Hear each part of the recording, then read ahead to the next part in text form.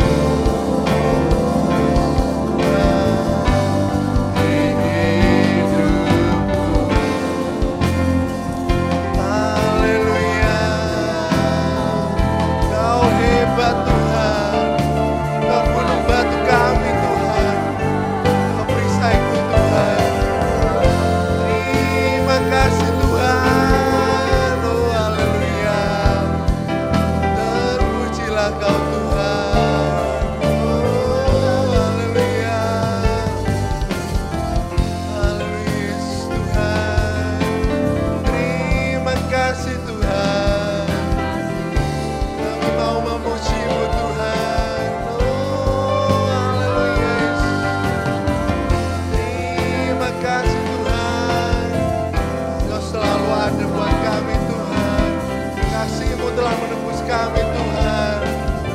Oh haleluya. Terima kasih Tuhan. Oh haleluya. Oh haleluya. Mari kita sama-sama puji nama Tuhan lebih lagi. Kita mau tinggikan Tuhan. Haleluya. Oh haleluya. Tak perlu kita takut, tak perlu kita bimbang, sebab Tuhan ada bersama kita. Tak usah ku takut, sebab Kau sertaku. Tak usah ku bimbang, Kau di dalamku.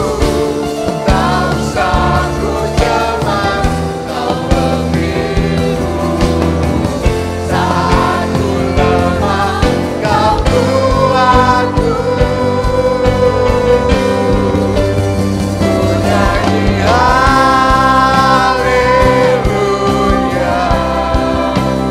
Ku nyanyi haleluya. Sungguh kita punya Tuhan yang hebat, ajaib perkasa, penuh amanku. Oh haleluya. Ku nyanyi haleluya. Ku nyanyi haleluya. Sungguh Kau hebat, ajaib perkasa, penuh amanku. Mari kita puji Tuhan. Ku nyanyi haleluya. Oh haleluya.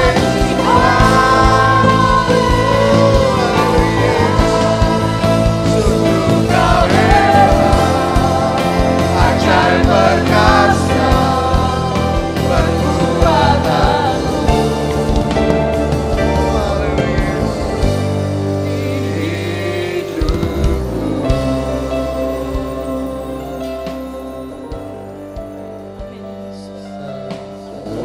Haleluya Tuhan. Segala puji hormat syukur hanya bagi nama-Mu Tuhan. Kami memuji Allah yang besar, Allah yang berkuasa atas hidup kami Tuhan. Apapun yang kami hadapi Tuhan, kami percaya kami bersama dengan Allah yang besar. Terpujilah Tuhan, terpujilah nama-Mu Bapa. Terima kasih Bapa.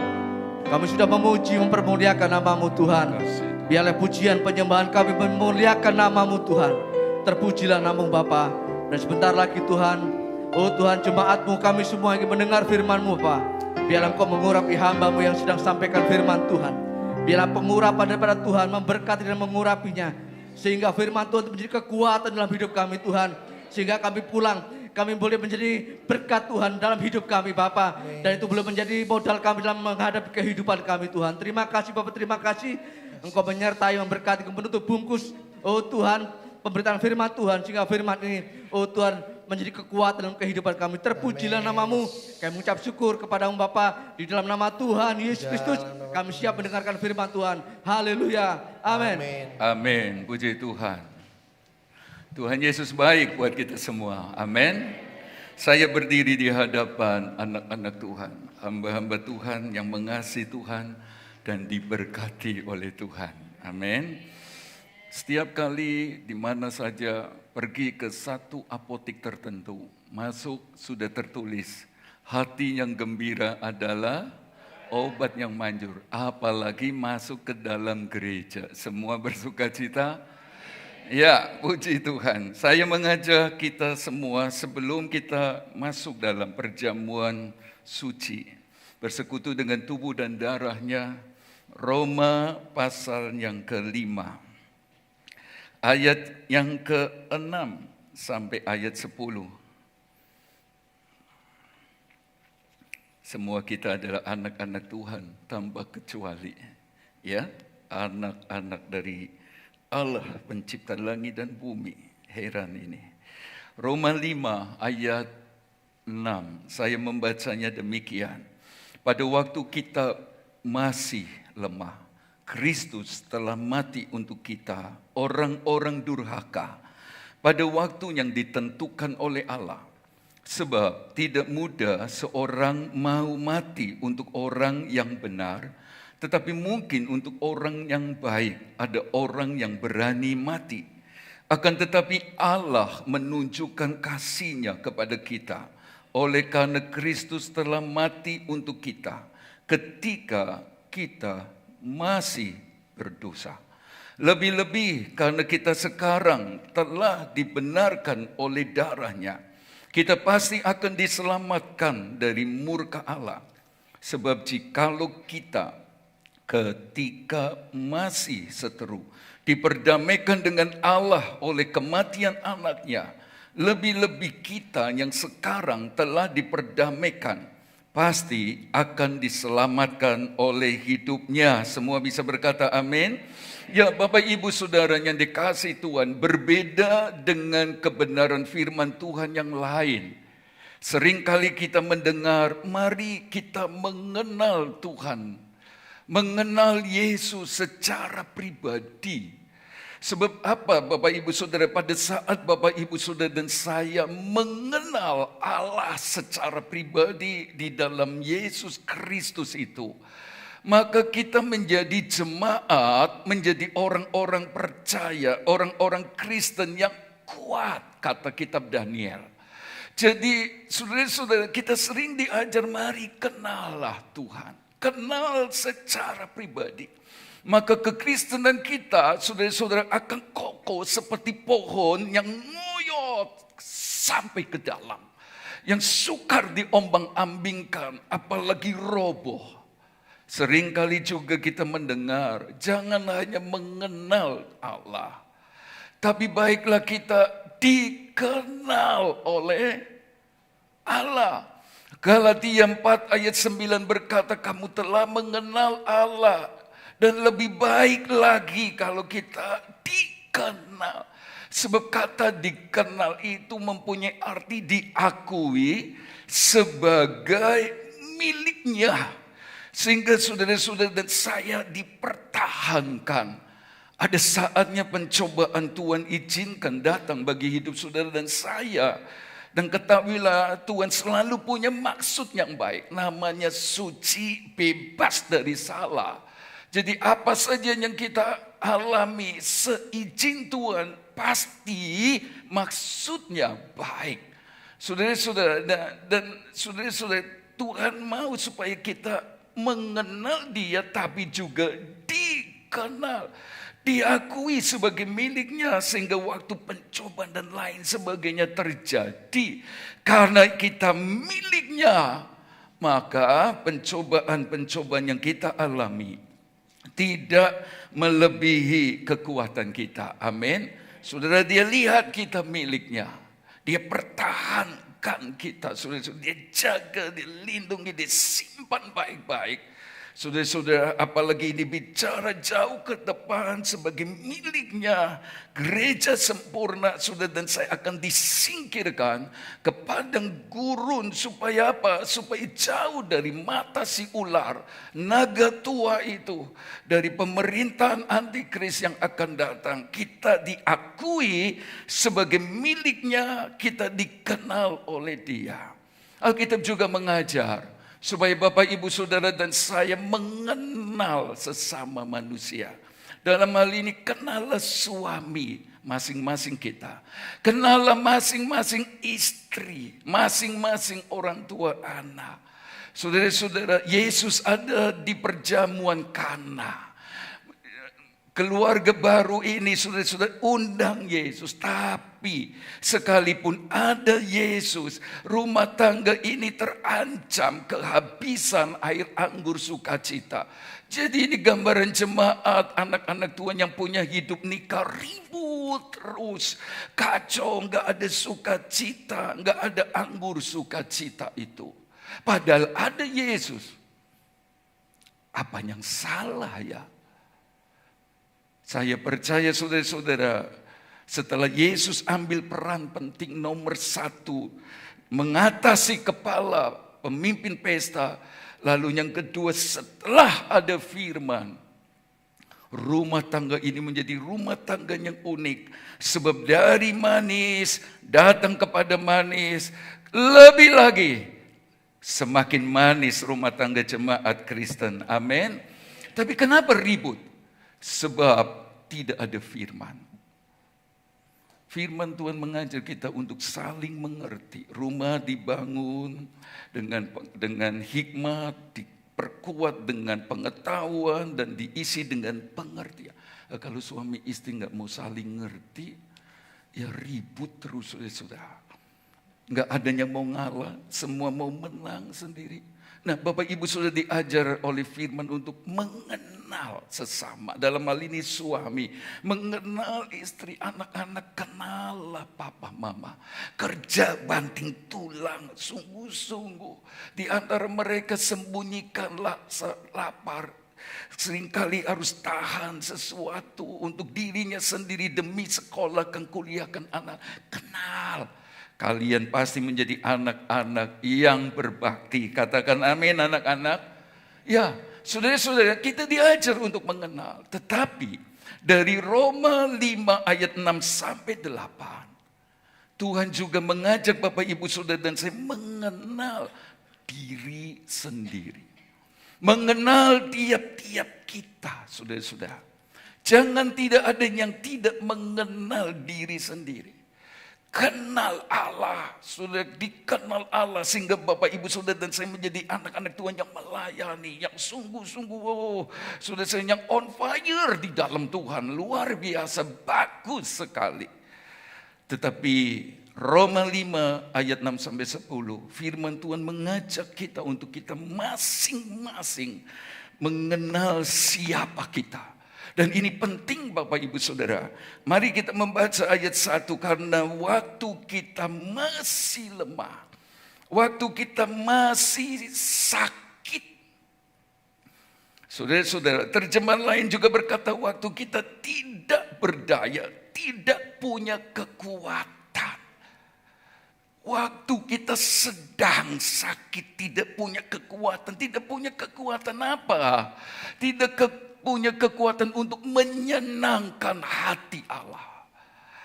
Tidak punya kekuatan untuk memuliakan Allah. Yang ada adalah kita menyakiti hati Tuhan. Menyakiti hati Tuhan. Sebab ini konteksnya lagi tentang pengampunan dan atas dosa kita. Saudara-saudara, lalu dikatakan Kristus telah mati. Jadi waktu Bapak Ibu Saudara dan saya terima Yesus yang mati di kayu salib, Paulus ajak kita untuk ingat waktu itu loh, waktu itu kita ini sedang lemah, sedang hidup dalam kesakitan dan ketidakberdayaan menyenangkan hati itu. Gak ada yang suci, gak ada yang benar, gak ada. Siapapun dia, sekalipun sekarang sudah menjadi hamba Tuhan besar, ayat ini mengingatkan kita, ingat, kenal diri masing-masing. Kita ini orang berdosa, Bapak Ibu Saudara dan saya. Tapi Kristus telah mati untuk orang-orang apa itu? Durhaka. Saudara-saudara, kita ini dulu orang-orang durhaka, orang-orang yang tidak pedulikan firman Tuhan, orang-orang yang tidak hormati Allah. Durhaka itu juga artinya orang-orang yang melawan Tuhan. Kalau melawan Tuhan berarti kita enggak bertuhan. Dulu waktu kita kenal Yesus, dia telah mati loh untuk kita orang berdosa. Orang yang sakit, yang gak bisa senengkan hati Tuhan, yang gak hormat sama Tuhan, yang memberontak kepadanya, itu durhaka. Saudara-saudara, kita hidup dalam kefasikan. Sebab kata durhaka juga fasik. Itu dulu. Dan Alkitab atau Paulus oleh ilham roh aja kita untuk ingat ke sana. Mari kita lanjut, ayat itu berkata, sebab tidak mudah seorang yang Orang mau mati untuk orang benar, tapi mungkin untuk orang yang baik ada orang yang berani mati. Akan tetapi Allah menunjukkan kasih-Nya kepada kita. Oleh karena Kristus telah mati untuk kita. Ketika kita masih berdosa. Saudara-saudara, saya tidak tahu kapan Bapak Ibu Saudara masing-masing percaya Yesus, kenal Yesus jadi Tuhan dan Juru Selamat.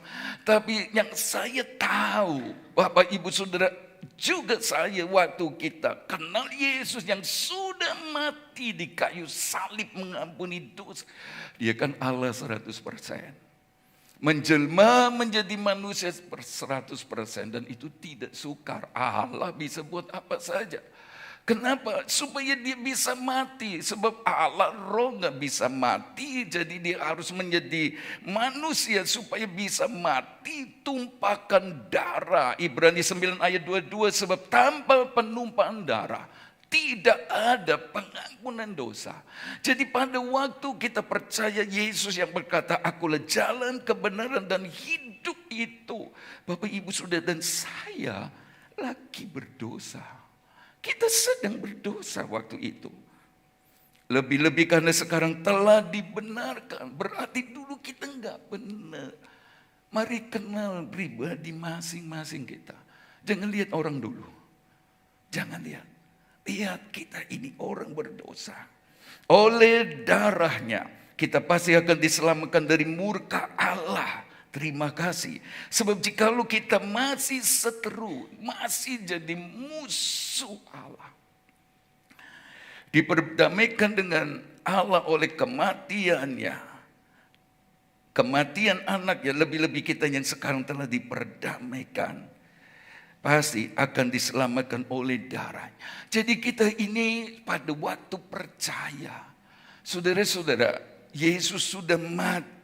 Sudah mati untuk kita yang sedang dalam kelemahan, yang sakit, tidak punya kekuatan untuk menyenangkan hati Tuhan. Bapak Ibu Saudara dan saya juga adalah orang-orang yang masih yang bergumul, yang bergula dengan dosa.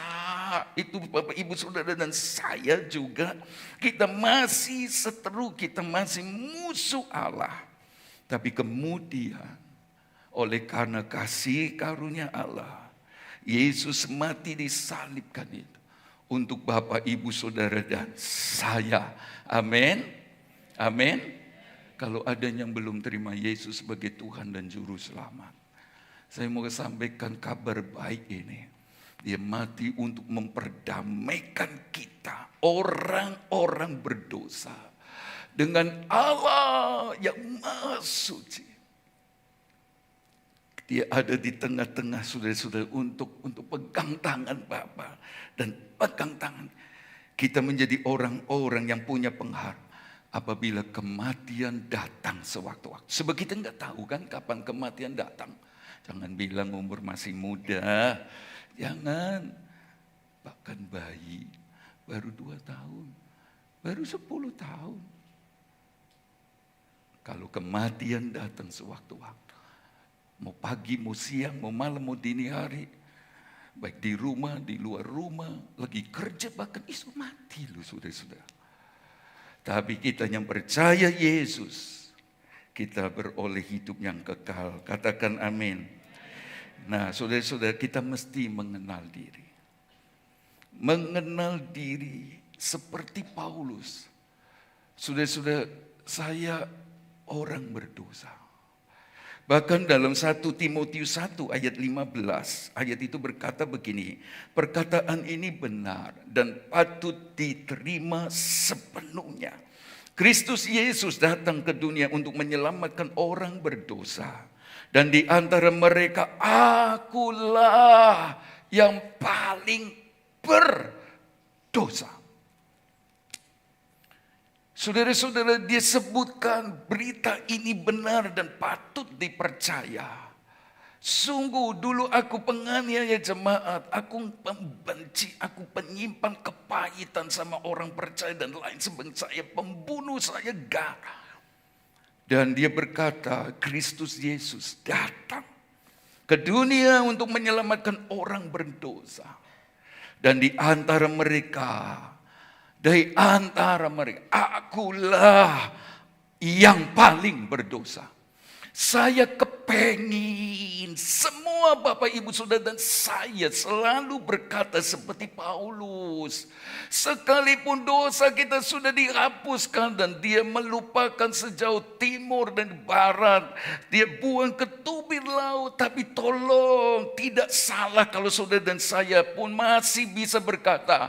Di antara semua yang ada pagi ini, bahkan semua yang ada dunia, sayalah orang yang paling berdosa. Ini penting Bapak Ibu Saudara. Apakah Bapak Ibu Saudara sudah terima kasih karunia Yesus yang sudah menyelamatkan? Bisa berkata amin? Masihkah saudara merasa dosaku yo akeh? Kalau enggak mau ngaku di depan umum, saudara dan saya mesti punya kesimpulan pribadi. Saya orang paling berdosa. Saya enggak luput salah. Saya penuh dosa. Saya kotor. Saya najis. Ayat-ayat ini mengajak Bapak Ibu Saudara dan saya untuk mengenal diri kita sebelum kenal atau lihat orang lain. Saudara-saudara, bahkan semuanya sudah terlibat dalam pelayanan yang katanya sudah mengenal, bahkan dikenal oleh Allah. Jangan tinggalkan Roma 5 ayat 6 sampai 10. Bahwa kita ini orang-orang berdosa yang telah beroleh kasih karunia Allah oleh iman percaya Yesus. Bisa percaya Yesus itu kasih karunia sehingga kita diselamatkan. Kalau saja Bapak Ibu Saudara seperti Paulus ngerti dan sadar aku orang paling berdosa. Jijik aku kalau ingat itu. Aduh, kotor aku. Tapi terima kasih kepada Tuhan Yesus yang mengampuni dosa saya. Amin. Saudara dan saya pasti bisa bersyukur. Pasti. Dan bersyukurnya ini bukan bersyukur seperti saudara dan saya dapat berkat. Saudara girang-girang. Lah kalau dapat berkat bersyukur lompat-lompat. Saudara bersyukurnya lebih daripada Bapak Ibu Saudara. Bersyukur karena jiwaku diselamatkan. Ini ada masalah. Ini ada yang salah. Kalau kita bersyukur untuk semua berkat-berkat sementara yang pasti ditinggal lebih besar daripada bersyukur karena pengampunan dosa. Ini kekristenan kita mesti dikoreksi. Jadi kita orang berdosa. Saya orang berdosa. Mengerti dan menyadari ini Bapak Ibu Saudara. Bapak Ibu Saudara dan saya akan selalu bersyukur. Ada saatnya berkat Tuhan izinkan. Tidak seperti bulan lalu. Tapi Bapak Ibu Saudara dan saya masih bisa bersyukur. Mengapa? Sebab kita punya pengharapan kekal. Semua sementara. Pasti ditinggal. Enggak dibawa. Apa ada yang sudah pesan kalau aku mati, rumah bongkaran masuk no kabeh di malah penuh sudah repot. Emasin yang kiloan masuk no ya, deposito nih sudah masuk ada? Enggak ada. Walaupun itu semua perlu dan kita senang, kita bersyukur, tapi tolonglah mengerti pada saat Bapak Ibu Saudara menyadari kita orang berdosa, kita akan bersyukur. Ucapan syukur kita tidak dipengaruhi oleh keadaan-keadaan yang ada di sekitar kita. Sebab inilah berkat di atas segala berkat. Saudara sudah keselamatan di dalam Yesus. Ibrani 13 ayat 13, sebab itu marilah kita oleh Dia senantiasa mempersembahkan korban syukur kepada Allah, yaitu ucapan bibir yang memuliakan namanya. Bukan hanya waktu saudara dan saya diberkati nyanyi haleluya, haleluya, haleluya. Di kamar mandi nyanyi terus berkat-Mu atasku melimpah dan lain.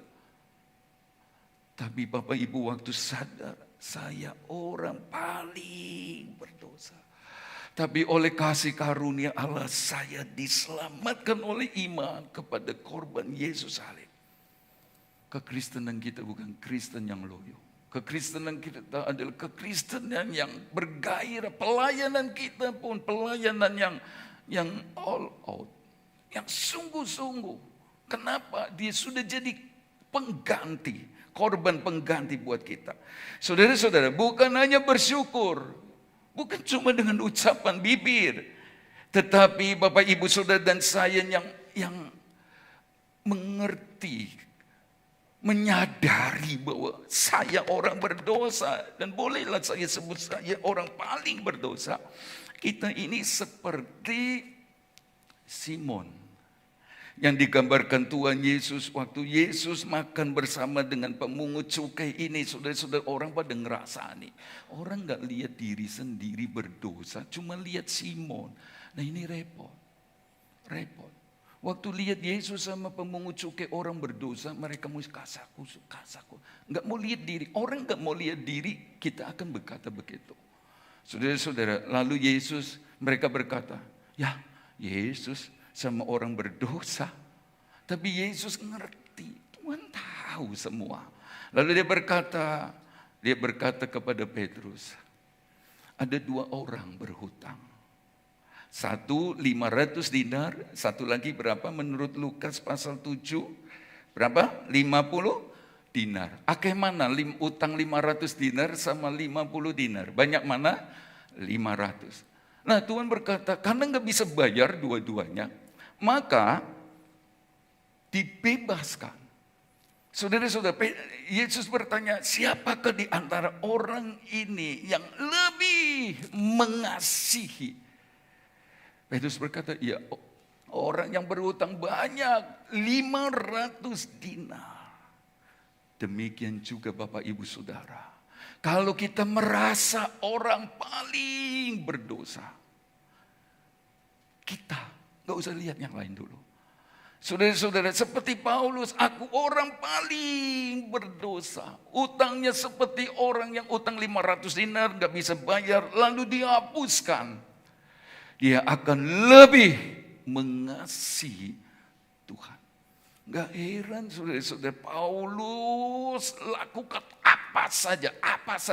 Gak didorong-dorong, gak dipaksa-paksa, gak dipancing-pancing, gak dirayu-rayu. Pokoknya apa yang aku bisa buat untuk Tuhan.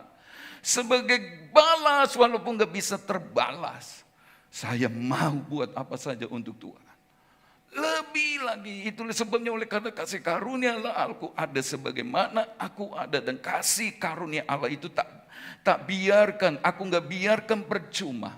Tapi sebaliknya aku bekerja lebih keras lagi.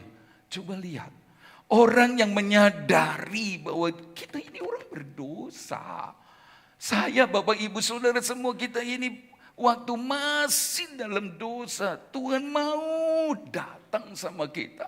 Mau selamatkan kita. Waduh, Allah suci mau datang. Waduh. Saudara-saudara, kita akan bersyukur.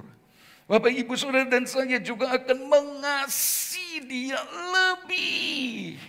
Seperti orang yang dihapuskan dosanya, dihapuskan hutangnya yang 500 dinar itu. Pasti. Saudara-saudara, hutang kita enggak terbayar. Sungguh. Sebab Mazmur 49 ayat 8 berkata, tidak seorang pun dapat membebaskan dirinya atau memberikan tebusan kepada Allah ganti nyawanya. Karena terlalu mahal harga pembebasan nyawanya dan tidak memadai untuk selama-lamanya. Dosa Bapak Ibu Saudara dan saya tidak bisa diselesaikan dengan apapun juga. Dengan perbuatan baik. Dengan pelayanan kita. Oh, saya mau melayani Tuhan. Supaya dosaku dihapus. Enggak. Tapi kalau Bapak Ibu Saudara dan saya mau sungguh melayani Tuhan. Karena saya sudah ditebus. Nah, keren. Amin, Bapak Ibu Saudara. Amin. Ya. Aduh, dosa kita tidak terbayar. Pembebasan nyawanya tidak memadai untuk selama-lamanya. Saya percaya. Kalau Bapak, Ibu, Saudara, dan saya, masing-masing kita bukan cuma kenal Allah, dikenal oleh Allah, tapi kenal diri sendiri. saya juga orang berdosa. Dosaku bahkan banyak, cuma orang lain nggak tahu, teman gerejaku nggak tahu. Tapi terima kasih, Tuhan Yesus mau mati di salib untuk saya juga. Saya bisa kenal Tuhan, terima kasih, terima kasih. Aduh saudara, ini kasih yang tak terukur. Dia jumpai kita orang berdosa. Pasti Bapak Ibu Saudara dan saya akan mengasihi Tuhan lebih lagi. Bapak Ibu Saudara dan saya akan bersyukur dan mengasihi Dia. Dan kalau Bapak Ibu Saudara pagi ini ada di rumah Tuhan, itu salah satu bentuk ucapan syukur dan cinta Bapak Ibu Saudara kepada Sang Penebus. Bisa berkata amin? Amin? Iya, jangan karena berkat saudara-saudara. Walaupun terima kasih Tuhan sudah berkati saya, tolong waktu saya kesempitan, waktu saya terjepit. Ya bagus, itu bagus. Masa nggak tahu terima kasih? Ya mesti datang bersyukur. Tapi lebih dari itu, karena kita sudah diselamatkan. Dan Bapak Ibu Saudara, beberapa hal yang kita akan belajar di pagi ini. Bentuk dari ucapan syukur dan cinta. Bahkan lebih cinta kepada Tuhan. Sebab dosa kita banyak. Semakin Bapak Ibu Saudara dan saya menyadari aku orang paling berdosa. Sebab sebenarnya dosa itu ditulis kata tunggal. Gak ada dosa besar, kecil, gak ada dosa hitam, putih, gak ada dosa tunggal. Mau saudara dan saya lakukan dosa apa? Manusia mau lakukan dosa apa? Atau cuma mau bohong sama papa mas? Sama. Nah kalau kita bersyukur dan mengasihi Tuhan penebus, maka akan nampak Bapak Ibu Saudara dan saya, buktinya adalah kita mau bertobat. Ya, bertobat. Bertobat itu metanoia. Cara pikir yang diubahkan. Tadinya jalan ke sana menuju kebinasaan, kemudian berbalik berapa derajat? 360. Balik, mari nyolong, nipu. Apa saudara-saudara? 180 derajat. Tapi bukan cuma pola pikir yang berubah. Saya ingat pelajaran kitab Markus 30 tahun lebih yang lalu. Om Hendrik untuk kau bilang, bertobat metanoia itu digambarkan seperti sembuh dari gila. Gila apa sajalah sudah sebutlah. Sudah, tapi jangan cuma metanoia, sembuh dari gila atau pikiran yang diubahkan. Saudara-saudara, seperti Roma 12 ayat 2, diperbarui itu metamorpo. Ingat pelajaran waktu di kelas biologi, metamorfosis. Pertumbuhan yang melibatkan perubahan bentuk. Sistem berubah. Seperti dari telur menjadi apa? Ulat jadi apa? Kepompong menjadi kupu-kupu. Beda sama sekali. Jadi bukan cuma pikirannya yang berubah. Saudara-saudara, cara berpikir berubah, saudara-saudara, tapi bentuknya berubah. Bentuknya berubah. Tempatnya berubah dalam tanda petik. Komunitasnya berubah. Jadi bukan sekedar pikiran, nggak nampak ini. Tapi nyata di dalam kehidupan sehari-hari. Saudara-saudara, dulu kita masih sakit, lemah, tidak punya kekuatan untuk menyenangkan Tuhan. Tapi Dia telah mati. Masa terus sakit, saudara-saudara? Siapa yang sakit gigi? Angkat tangan. Mau terus sakit gigi? Oh, sakit gigi, saudara-saudara. Mau sakit gigi terus, kalau bisa sembuh. Sama. Dulu kita ini seperti orang yang sakit, nggak bisa nyenang hati Tuhan. Ya masa sakit terus. Sudah percaya Yesus, sudah beribadah, sudah pelayanan, sudah macam-macam. masa sakit terus, nggak pernah nyeneng Tuhan. Nggak punya kemampuan untuk menyukakan hati Tuhan. Nyakiti Tuhan terus. Ini kita sedang periksa masing-masing kita. Masa tidak peduli firman Tuhan terus. Kayak orang-orang fasik. Nggak hormati Tuhan. Sudah pelayanan. Tapi di gereja. Tapi kalau lagi pas keluar kota. Ngantor. Nggak tahu ngantor di mana. Sudah. Masa begitu? Iya enggak lah. Jemaat GPDI. Jemaat yang mengasihi Tuhan. Amin. Iya, seperti Sakius. Saudara-saudara, dia bukan cuma bertobat dalam artian berubah pikiran. Tapi orang bisa lihat perubahan bentuknya kelihatan. Orang yang kuperas akan kuganti 4 kali lipat. Dan seterusnya, itu kan bentuk yang bisa dilihat. Bisa dilihat. Ketok, saudara-saudara. Nah itulah sebabnya banyak orang berkata, walaupun ini nggak dibenarkan, nggak usah lihat orang. Di gereja banyak orang munafik. Sampai ada orang datang, ini ilustrasi sama pendeta. Izin, mulai minggu depan saya nggak pergi gereja. Oh kenapa? Aduh banyak orang munafik. Oh banyak orang yang, kalau cari orang munafik di mana-mana. Di mana-mana ada. Lalu pendeta bilang, ya wis. Sudah tahu cerita itu, ngambil air pendeta isi penuh. Dari sana bawaan ke sini. Ojo tumpah. Kalau tumpah berarti nggak boleh pergi. Tetap ibadah. Saudara-saudara, terus dia mulai pelan. Cucu ini. Sebelah kelambi abang baju merah. Sebelah sepatu haknya tinggi. Sebelah lagi roknya bagus sekali. Nggak mau lihat saudara-saudara. Fokus saya. Ada yang panggil, boh nggak ngerti. Neng air jalan saudara. Suwi airnya sampai. Nggak tumpah, enggak. Kok bisa? Ya tak perhati no. Sama, kalau pergi gereja cari Tuhan Yesus. Bisa berkata amin? Nggak usah lihat salah orang. Lihat diri sendiri. Akulah orang paling berdosa. Aku perlu Yesus ngampuni dosaku. Selesai. Ibadah diberkati Tuhan. Bisa berkata amin? Kayak Pak Sakius.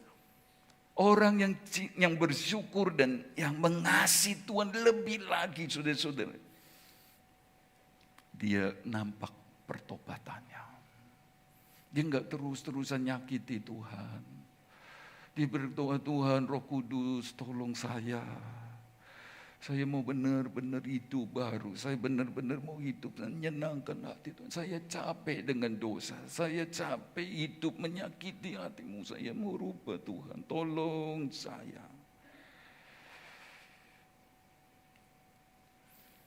Saudara-saudara, kalau ada di antara kita merasa orang berdosa. Dan saya berharap semua kita merasa berdosalah. Saya juga orang berdosa. Jangan pakai Roma 6 ayat 1. Jika demikian, Roma 6 ayat 1. Jika demikian, apakah yang hendak kita katakan? Bolehkah kita bertekun dalam dosa? Supaya semakin bertambah kasih karunia itu. Jangan berpikir, gak apa-apa berbuat dosa. Supaya kasih karunia Allah berlimpah-limpah. Dia akan pengampun. Dia pengasih, dia penyayang saya. Jangan saudara-saudara. Sebab apa? Sekali-kali tidak. Bukankah kita telah mati bagi dosa? Bagaimanakah kita masih hidup di dalamnya? Jangan. Dosa hilang tuanya pengampun. Jangan. Kalau sudah kita percaya Yesus, Roh Kudus tolong. Itulah sebabnya kenapa orang Kristen disuruh, diajar untuk berdoa. Untuk intim sama Tuhan. Sebab dengan intim, dengan dekat, dengan baca Alkitab, kita dimampukan. Kalau di like, ada suruh baca Alkitab, hafal ayat firman Tuhan, 1 ayat hebat. Di luar negeri, saudara-saudara, ada perlombaan hafal ayat emas, 1 perikop. Dan mereka isa, tepuk tangan, hebat saudara-saudara. Gak apa-apa menghafal ayat firman, supaya kita selalu diingatkan. Saudara-saudara, lalu, janganlah terus dalam dosa. Kalaupun ada yang berdosa, masih ada kesempatan. Kita bilang, Tuhan ampuni saya. Siapapun gitu, bertobat setiap waktu. Sebab apa? Sebab Galatia 6 ayat 7 kan kita tahu. Jangan sesat, Allah tidak membiarkan dirinya dipermainkan. Sebab apa yang ditabur, itulah yang akan jangan. Tuhan tolong tabur yang baik. Terima kasih buat orang tua yang menabur baik. Pasti anak, mantu, cucu dan seterusnya akan menuai baik juga. Amin. Kok aminnya 3 toh? Iya, amin. Maksa-maksa iki pendeta. Enggak. Setelah Bapak Ibu Saudara bukti pertama, kita bersyukur dan kita mencintai Tuhan lebih. Mencintai Tuhan mesti lebih. Mau dibandingkan apa sih persoalan dosa yang serius itu? Gak ada.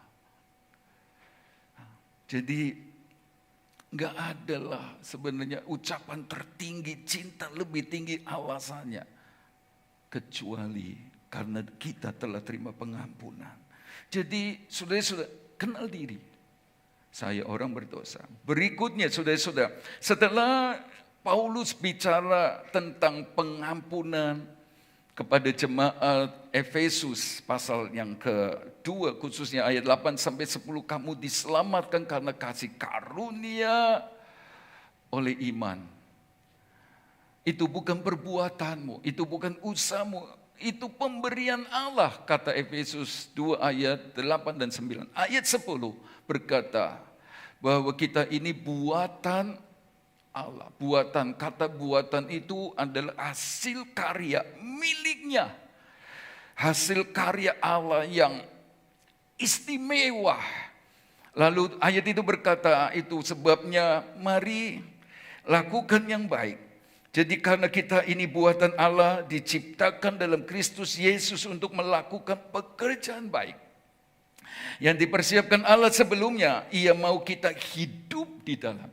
Setelah Bapak Ibu Saudara dan saya tunjukkan pertobatan dengan buah-buah pertobatan, ada bentuknya nih, seperti dari ulat jadi kupu-kupu yang indah. Yang kedua Bapak Ibu Saudara, seperti yang dikatakan Efesus ini, kita ini buatan Allah yang istimewa, bahkan kita sudah ditebus, kita diselamatkan. Saudara-saudara, Tuhan punya maksud. Dan kita suka lupa.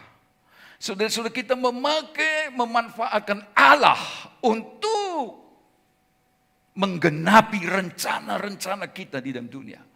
Padahal yang benar adalah Allah mau kita genapi apa menjadi rencananya bagi dunia ini lewat kita. Jadi Bapak Ibu Saudara enggak boleh nganggur. Sebab dari semula Bapak Ibu Saudara dan saya ditebus dan dipersiapkan satu pekerjaan baik. Nah, kata pekerjaan baik, frase ini memiliki arti luas. Bisa tentang pelayanan dan lain sebagainya. Perbuatan baik tidak menyelamatkan. Tapi orang Kristen yang sudah diselamatkan harus berbuat apa? Baik sama tonggone yang sing apik sudah. Kalau enggak, wong Kristen ning gereja tiap hari sama tonggone suka ngelempar bersembunyi. Enggak boleh saudara-saudara. Ya. Jadi mesti kerjakan apa yang telah Tuhan persiapkan. Saya mempersempit dengan melayani. Dan ia mau supaya kita hidup di dalamnya. Menghidupi pelayanan. Menghidupi pelayanan. Kalau Bapak Ibu sudah sebagai pelayan perjamuan suci, hidupi pelayanan itu. Aplikasinya gampang. Pergi ibadah jangan sampai telat. Supaya orang tidak berkata, pelayan telat tekone. Lebih banyak netizen. Dan netizen itu juga hati minta ampun saudara-saudara. Tapi juga saya nggak ngajak supaya semua jadi netizen yang main tunjuk sebab 3, 4 ke sini sudah. Wis nggak usah, tapi paling tidak kita nunjuk menghidupi pelayanan. Pelayan musik, BL, singer, semua. Bapak Ibu Saudara, mesti kita hidup di dalamnya. Tapi ada pelayanan yang bagi saya ini luar biasa. Sehubungan Bapak Ibu Saudara dan saya orang berdosa atau saya yang paling berdosa. Selain saya mau bersyukur mengasihi Tuhan dengan bertobat, kita mesti melayani. Dan pelayanan ini penting untuk setiap orang Kristen, setiap Bapak Ibu Saudara yang ada pagi ini. Pelayanan apakah itu? 2 Korintus 5 ayat 16. Jadi kita mau melayani Tuhan. Ya, di mimbar melayani Tuhan loh ya. Bukan melayani diri sendiri. Melayani Tuhan itu, saudara punya usul, diterima, puji Tuhan. Enggak didengar, padahal enggak didengar. Tunggu, sudah enggak marah. Sebab kalau marah, saudara tidak sedang melayani Tuhan, sedang melayani diri sendiri. Nah sekarang bicara tentang pelayanan apa? Sebab itu, 2 Korintus 5 ayat 16, kami tidak lagi menilai seorang juga pun menurut ukuran manusia. Dan jika kami pernah menilai Kristus menurut ukuran manusia, sekarang kami tidak lagi menilainya demikian. Kita nggak usah menilai orang lain. Jadi siapa yang ada di dalam Kristus? Jemaat GBDI Jajak, amin. Ia adalah ciptaan, lanjut, yang lama sudah berlalu, sesungguhnya yang baru sudah, ayat 18 bersama-sama kita baca. Dan semua ini dari Allah yang dengan perantaraan Kristus telah mendamaikan kita dengan dirinya dan yang telah mempercayakan pelayanan pendamaian itu kepada kami. Ini yang kedua, setelah bertobat sebagai bukti saya mau mengasihi Tuhan sebab saya orang berdosa. Jadilah pelayan pendamaian.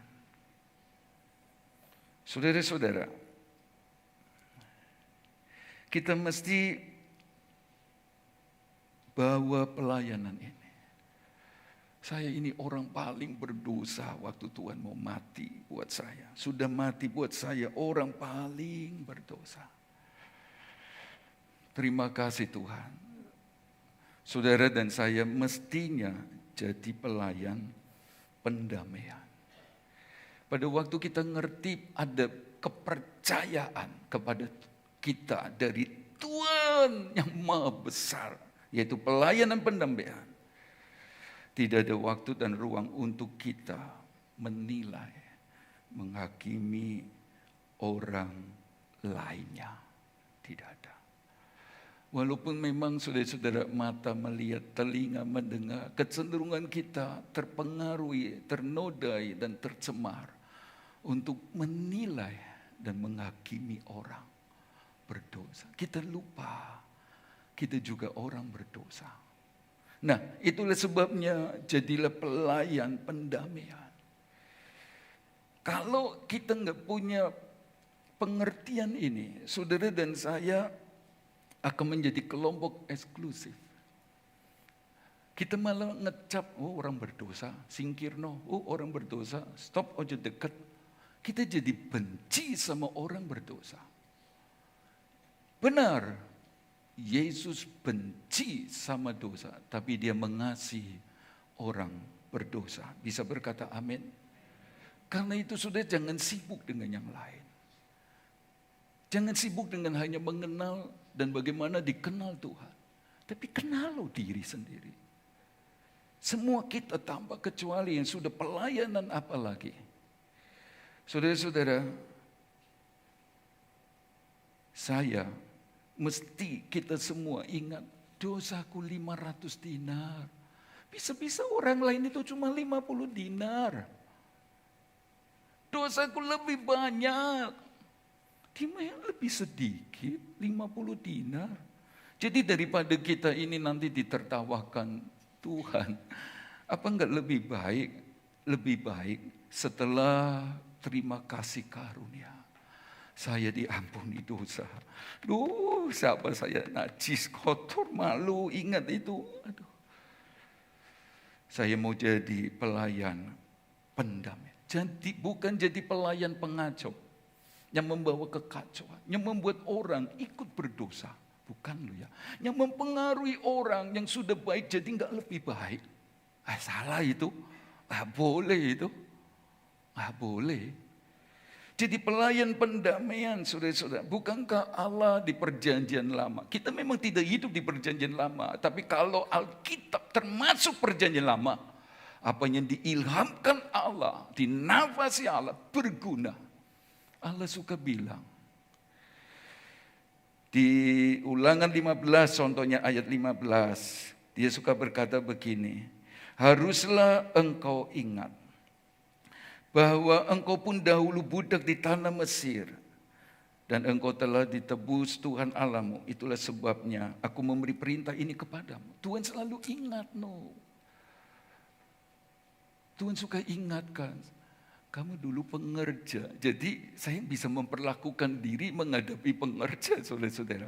Kira-kira begitu. Saudara yang sudah jadi bos, puji Tuhan. Ada yang langsung bos karena saudara kerja sendiri terus, pateng sembahyang, takut Tuhan diberkati seperti itu.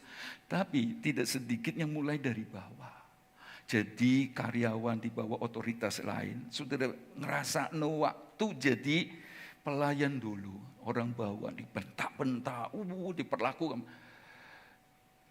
Kamu dulu orang budak di Mesir. Ingat toh itu. Saudara dan saya bisa sadar. Setelah jadi bos, jadi majikan. Kita bisa memperlakukan mereka dengan baik. Sama. Saudara-saudara, Tuhan suka ingatkan kita. Kita ini dulu dosa. Waktu kamu masih sedang berdosa menjadi musuh Allah. Waktu kamu sakit, gak punya kekuatan menyenangkan hati Tuhan. Ingat dulu.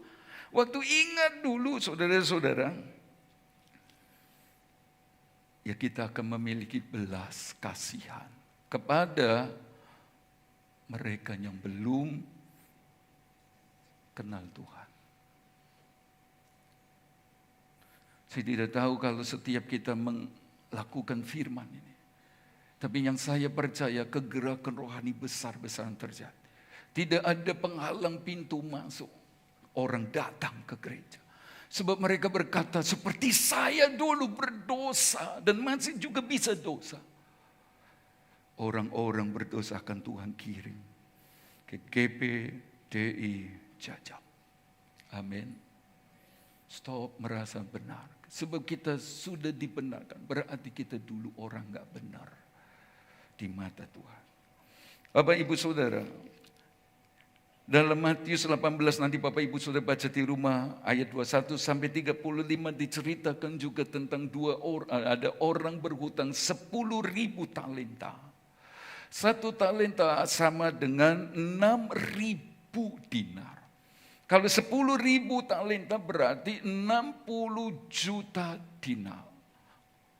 Matius 20 ayat 2 mengatakan upah kerja buruh sehari waktu itu 1 dinar. Jadi orang ini yang berhutang 10.000 talenta, 60 juta dinar harus kerja selama 60 juta hari. Enggak mungkin. Tidak mungkin. Enggak mungkin. Sebab kalau orang hidup di dunia ini, anggap saja 100 tahun. Dia baru hidup di dunia ini 36.500 hari. Ini 60 juta hari. Dia harus bekerja kepada Tuhan hapus dosa. Hapus hutang. Enggak bisa. Dosa kita ini terlalu banyak. Dosa saya, dosa masing-masing kita. Tapi dia telah mengampuni seperti orang yang berpiutang itu. Berkata, hutangmu 10.000 talenta. Beres. Enggak usah. Aduh, sudah bersuka cita. Tapi waktu dia keluar, dia ketemu orang yang berhutang kepadanya berapa dinar? 100 dinar saja. Lebih kecil. Dosanya dia loh 10.000 talenta. 60 juta dinar. Ini cuma 100 dinar. Dia berkata masukkan ke dalam penjara. dia lupa dosanya lebih banyak. Sehingga dia melihat orang yang bersalah kepadanya bahkan gak bisa beri pengampunan. Itulah sebabnya kenapa sih kita mesti jadi pelayan pendamaian. Kemana-mana pergi kiranya orang berdamai dengan Allah. Terima Yesus tanpa memperhitungkan kesalahan dosa. Sebab siapa kita? Kalau dia ketemu Tuhan, nanti seperti kita juga. Hidup dalam pertobatan. Hidup menyenangkan Tuhan. Hidup memuliakan Tuhan. Beberapa waktu lalu di Bandung saya ketemu dengan seorang teman yang duduk di bangku SMA. Yang tiap hari Senin saudara-saudara berkata, Hin, khotbah apa gembalamu kemarin? Cerita. Saudara-saudara saya cerita. Dia bukan dari kita Kristen, tapi belakangan dia sudah ikut Tuhan. Paling tidak benih itu, walaupun kemudian Tuhan punya proses hidup cerita dalam hidupnya, tapi paling tidak saya pernah menaburkan firman Allah. Dan dia setia beribadah. Saudara-saudara, dia sungguh-sungguh dalam Tuhan. Ya itulah yang kita mau. Jadilah pelayanan pendamaian. Ya. Seringkali kita nuntut, mestinya pelayan musik, mestinya pengkhotbah, gembala, mestinya, harusnya. Kenapa begitu? Tapi kalau kita yang salah, oh Tuhan, kemurahan-Mu untuk saya Tuhan, kasih karunia. Orang lain gak boleh mestinya sama kita. Tapi kita suka ngomong mestinya, harusnya. Tapi kalau kita sendiri berdosa, bersalah, kita bilang, oh Tuhan, ini gak bisa, saudara-saudara. Itulah sebabnya, mari kita menjadi pelayan pendamaian. Yesus mati untuk mereka juga. Dan kita mengasihi saudara-saudara kita yang belum kenal Tuhan. Bisa berkata amin. Mengakhiri dengan yang ketiga, mesti kita berdoa buat jiwa-jiwa supaya diselamatkan. Saudara-saudara, orang yang paling berdosa, kata Paulus. Oh Tuhan berkasih karunia. Tuhan gak jijik ya, hampiri saya, mau tebus saya, mau dekat sama saya. Saudara-saudara, dia mikir saya harus bersyukur, mengasihi, hidup dalam pertobatan, jadi pelayan pendamaian, kata Paulus. Tetapi juga dia sadar, kalau saya orang paling berdosa, Tuhan bisa selamatkan, ubahkan saya. Pasti Tuhan yang sama, mau berbelas kasihan, mau berkasih karunia kepada orang-orang yang di luar sana. Bisa berkata amin? Itu hati yang baik di setiap orang percaya. Siapa saya? Karena itu sama anak-anak, maaf ya saudara-saudara, anak-anak sekolah minggu yang ya lumayan, saya nggak merasa terganggu, saya tertawa saudara-saudara. Sebab saya ingat siapa dulu waktu sekolah minggu saya, aduh, kalau pulang ke Tegal saudara-saudara, itu guru-guru sekolah minggu beberapa masih hidup. Aduh anak ini, ingat masa lalu. Jadi lihat mereka biasa ya. Sebab saya pikir kalau Tuhan berkasih karunia Allah kepada saya, sama mereka juga. Itulah yang membuat kita punya hati yang mengampuni. Kalau Tuhan gak ampuni saya, ya saya gak selamat. Kenapa saya gak bisa ngampuni yang lain? Saudara-saudara, kenapa saya gak bisa berdoa buat orang lain supaya mereka juga terima kasih karunia dan diselamatkan. Perempuan Samaria terkenal orang berdosa. Orang suka khotbah ini saudara-saudara berdosa. Tapi tolong diingat, di akhir kisah itu Yohanes sempat mencatat, dia bawa orang sekampungnya kepada Yesus. Jangan remehkan mereka, sebab ternyata mereka akan lebih atau bisa dipakai Tuhan lebih dari yang main tunjuk jari. Tuhan menolong kita. Tapi bukan berarti kita sedang meniadakan dosa. Bukan bagian kita. Itu bagian Dia dan Tuhan. Bagian kita, lihatlah kita. Saudara-saudara, sebab apa? Roma 1 ayat 14 berkata, aku berhutang. Kata Paulus kepada orang-orang Yunani maupun kepada orang-orang bukan Yunani, baik kepada orang terpelajar maupun kepada orang tidak terpelajar. Aku utang jiwa. Saudara yang berhutang punya tanggung jawab untuk membayar hutang saudara kepada siapapun sebelum mati. Sama. Dengan kita sudah diselamatkan, kita hutang jiwa. Cari jiwa berdosa. Bawa kepada Yesus. Sebab kita utang jiwa. Jangan seperti Amsal 24 ayat 11 berkata, bebaskan mereka yang diangkut untuk dibunuh, selamatkan orang yang terhuyung-huyung menuju tempat penghakiman, tempat pemakcungan. Jangan, saudara-saudara, ayo bebaskan mereka, orang-orang yang lagi berjalan kepada kebinasaan, mau dihukum oleh Tuhan ini. Ayo selamatkan mereka, rebut mereka dari api itu. Lalu orang-orang yang mendengar firman itu berkata, kalau engkau berkata, sungguh kami tidak tahu hal itu, apakah dia yang menguji hati tidak tahu yang sebenarnya? Apakah dia menjaga jiwamu tidak mengetahuinya? Dan memalas manusia menurut perbuatannya. Kita berkata, aku gak ngerti kalau dia belum percaya Tuhan. Aku gak ngerti. Tuhan ngomong, Tuhan nguji hati tahu. Artinya apa? Cari orang berdosa. Jangan dijauhi. Jangan benci, sebab ingat kita pun orang berdosa.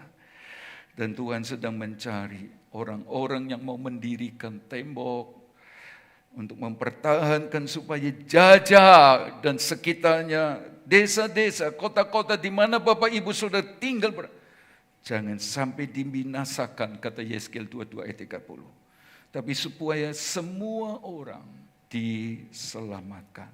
Amin. Tuhan mengasihi saya, Tuhan mengasihi Bapak Ibu Saudara. Tuhan mengasihi setiap saudara yang mungkin merasa saya orang berdosa. Dia masih mau ngampuni kita. Dan mari kita hidup di jalan Tuhan.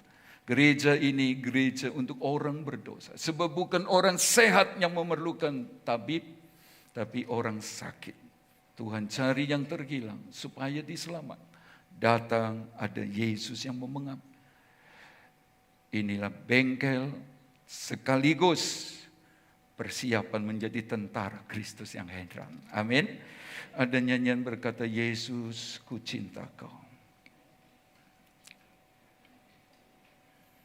Sebab kau layak, terima pujian. Sebab kau layak, terima pujian. Sebab kau layak, ku agungkan Yesus, Raja di atas segala raja.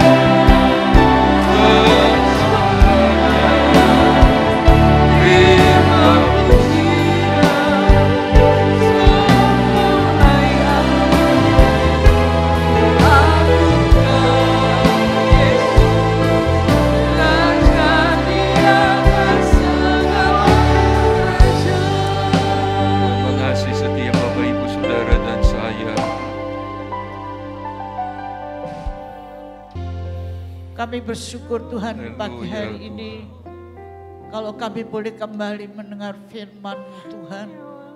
Bersyukur buat kasih karunia-Mu Tuhan. Kami orang yang berdosa. Karena kami boleh percaya kepada Tuhan. Tuhan juru selamat kami. Tuhan yang sudah mati tersalib menjadi korban. Ya. Untuk keselamatan jiwa kami. Dan untuk pengampunan dosa kami ya Tuhan. Biarlah jiwa kami bersyukur pada pagi hari ini. Amin. Kami boleh memuliakan Engkau. Kami boleh menyenangkan hati Engkau Ya, Tuhan. Engkau juru selamat kami. Engkau sudah memberikan keselamatan bagi jiwa kami. Engkau bawa kami sidang jemaat Tuhan. Tetap ingat akan kasih-Mu. Ya. Sehingga kami juga boleh mengasihi Engkau. Dengan segenap hati jiwa kami. Dan kami juga mau mengasihi jiwa-jiwa yang belum percaya, yang belum menerima keselamatan yang daripada Tuhan. Engkau jadikan kami berkat, jadikan kami kesaksian, supaya banyak jiwa boleh diselamatkan. Terima kasih Tuhan, dan sebentar kami akan menikmati tubuh darah Tuhan untuk keselamatan jiwa kami. Kami boleh mengingat kasih-Mu yang besar Tuhan. Berilah iman kepada kami semua. Untuk kami makan tubuh minum darah Tuhan. Menjadi berkat, menjadi kekuatan, menjadi kesehatan. Amin. Yang lemah boleh dikuatkan, yang susah boleh dihibur. Terlebih mereka yang dalam keadaan sakit. Supaya dengan iman kami makan tubuh minum darah Tuhan. Kami boleh menerima pertolongan, kesembuhan, kesehatan. Jiwa roh kami ya Tuhan. Tuhan Engkau berkati kami. Terima kasih Tuhan. Mau bersekutu dengan Engkau lewat tubuh darah Tuhan. Menjadi berkat, menjadi kekuatan dan kesehatan kami. Terima kasih Tuhan. Dalam nama Tuhan Yesus Kristus kami berdoa. Coba